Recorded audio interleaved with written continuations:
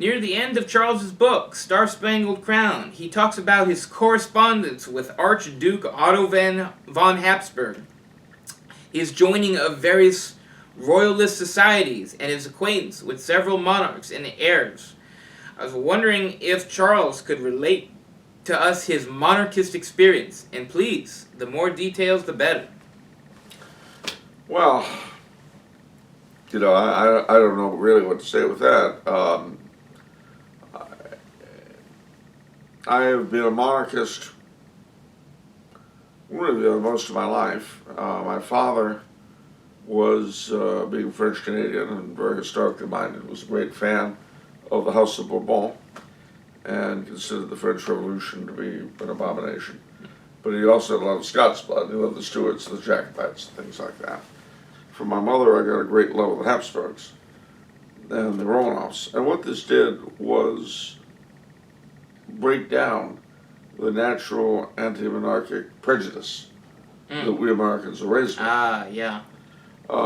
It didn't make me a monarchist by itself, but it meant that I could look at things without immediately, prejudging.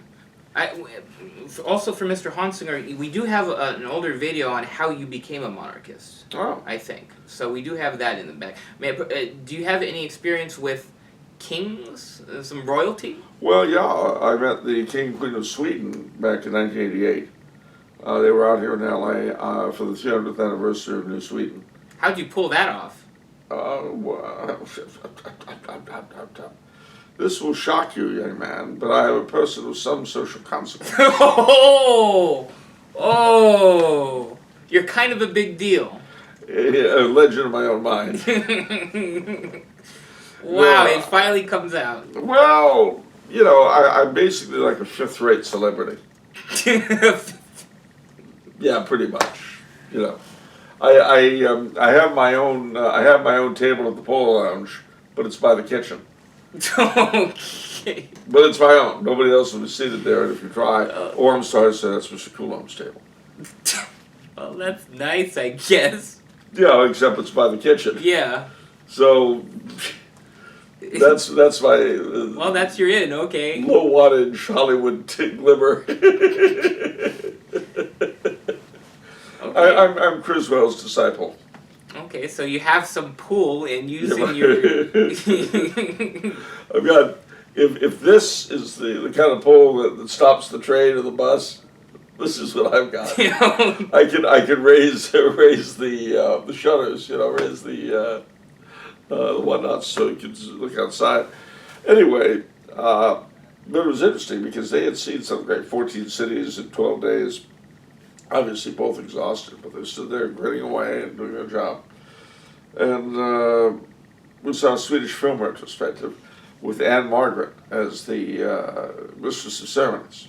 Wait, you watched a Swedish film with the King and Queen of Sweden? And, 500 other of our closest, most personal friends. Oh, of course. Yeah. So. Okay. Well, that's not the extent of... No. But it's a fun story.